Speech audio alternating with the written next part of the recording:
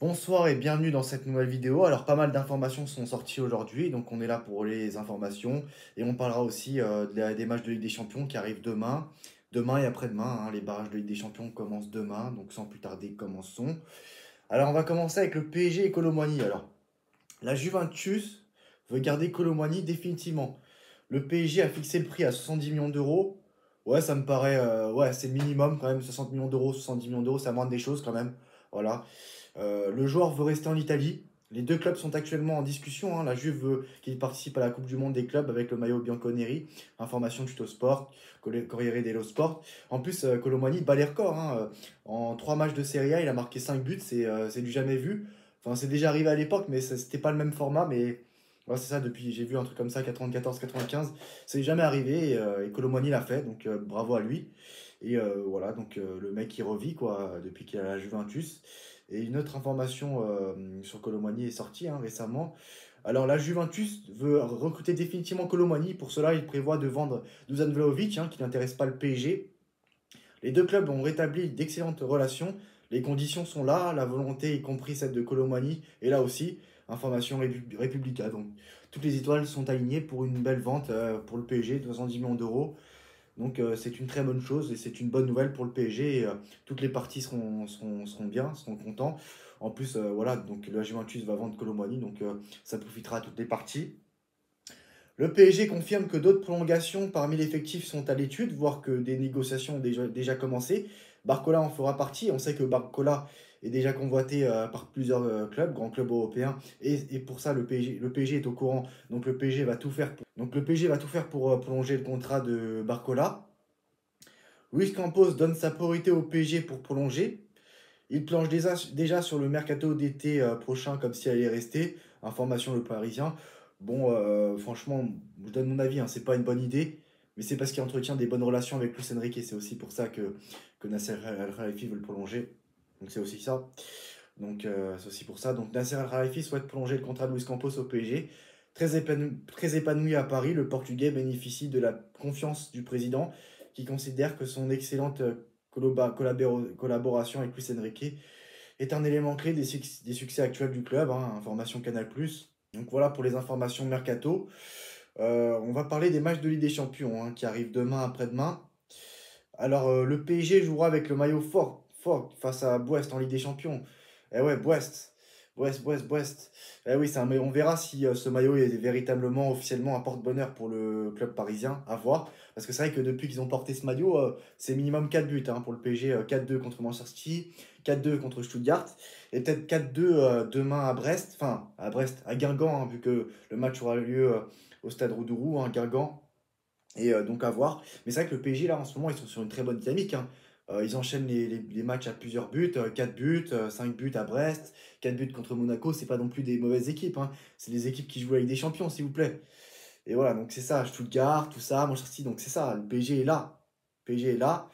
Donc le PSG, voilà, avec Varadona maintenant, en plus avec Varadona, premier but avec le PSG dans son pur style. Le Parc des Princes a apprécié. Le défenseur monégasque qui est rentré à Monaco en taclant. Le mec, voilà, c'est ça. Le mec, il a taclé, il est parti dans le vent à l'ouest. Il est rentré chez lui comme ça, sans prendre l'avion. Ah non, incroyable but de Varadona, hein. Voilà, incroyable. Sinon, bah, Lucas Vasquez hein, est blessé. Donc 3 semaines à 4 semaines d'absence pour l'Espagnol, d'après Arantxa Mobile, voilà.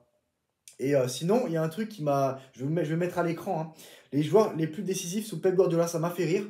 Bon, Lionel Messi, entre 292 matchs, 211 buts, c'est quand même quelque chose d'incroyable. Et c'est là que tu te dis que quand même c'est le meilleur joueur de l'histoire. Parce que le mec, c'est même pas un numéro 9, c'était même pas un numéro 9, hein. Je parle de lui comme si c'était au passé, mais il continue de jouer encore, hein. Et là, juste derrière, tu as Erling Haaland, bien sûr. Enfin, juste derrière, non. Quand tu vois que les statistiques d'Erling Haaland sont incroyables, 132 matchs pour 115 buts.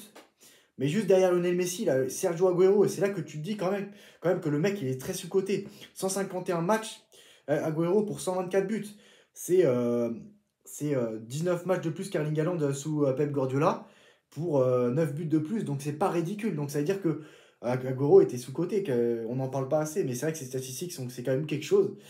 Et donc on va parler, là on a parlé de Manchester City, donc on va aussi parler du Real Madrid, hein. qui se fait rattraper par le Barça en Liga, mais encore heureux, parce que c'est un suspense, c'est une situation, un suspense qui a été créé par le Barça, car le suspense n'aurait jamais dû avoir lieu. Normalement, c'est 15 points d'avance ça, pour le Barça actuellement, s'ils n'avaient pas saboté leur propre saison de Liga. Donc encore heureux que le Barça revient, et voilà, parce que les supporters du Real Madrid, ils ont trop pris la grosse tête, 7 points d'avance, on avait 7 points d'avance, mais si le Barça n'avait pas fait les débiles, ils auraient 15 points d'avance devant vous, hein. Vous pouvez les 15 points, voilà, donc vous pouvez les remercier d'avoir créé ce suspense-là. Donc encore heureux que le Barça va reprendre son trône en Liga. Et donc voilà, le Barça qui fait bien sûr partie des meilleures équipes d'Europe, avec Liverpool, hein, Liverpool qui s'est fait sortir par Plymouth en FA Cup. Pourtant, Liverpool n'avait pas mis une équipe, n'avait pas une équipe de peintres, hein. Il y avait Luis Diaz, il y avait Diogo Jota, il y avait Kwanzaa qui a quand même pas mal d'expérience, qui jouait souvent avec Jürgen Klopp en défense centrale. Endo, bon, le mec, c'est un milieu de terrain, il joue pas beaucoup, il est très peu utilisé par Ancelotti cette saison. Il a joué à un poste qui n'est pas le sien en défense centrale, mais Joe Gomez, Tsimikas, Elliott, Chiesa, champion d'Europe avec l'Italie. Voilà, donc c'est pas non plus des peintres qui ont joué à Kelleher, qui était souvent titulaire depuis le début de la saison. Bon, là, maintenant, depuis qu'Alisson est revenu de blessure, voilà, il a repris sa place, mais quand même, Nunez qui rentre en jeu. Donc, je suis désolé, Liverpool a mis quand même son équipe, hein. Plymouth, c'est quand même une équipe qui joue en, en deuxième division anglaise. Donc, bon, voilà, donc c'est pas non plus. Ça va quoi. Donc, Liverpool est sorti. Il y a le Barça, le PSG, bien sûr.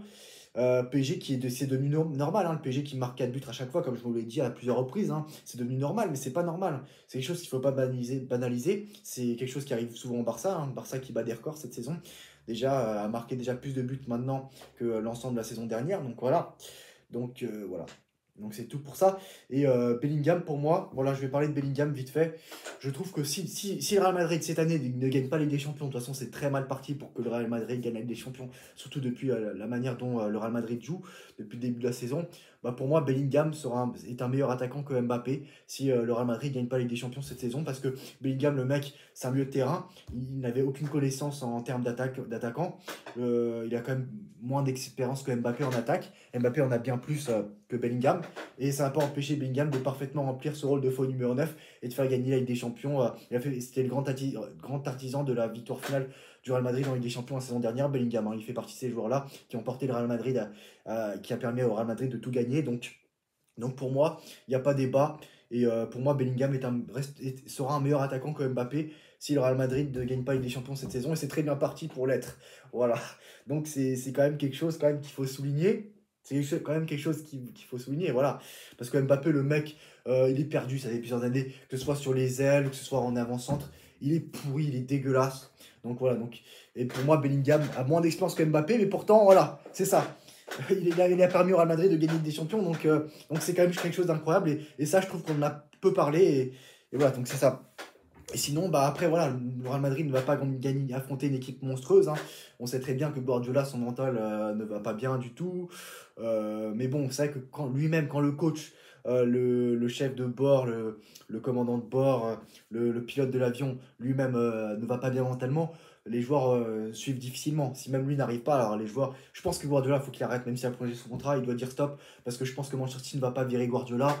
C'est à lui de prendre la décision s'il veut rester ou pas, donc à voir ce qu'il va décider, même si je pense que voilà, il va rester, hein, le connaissant.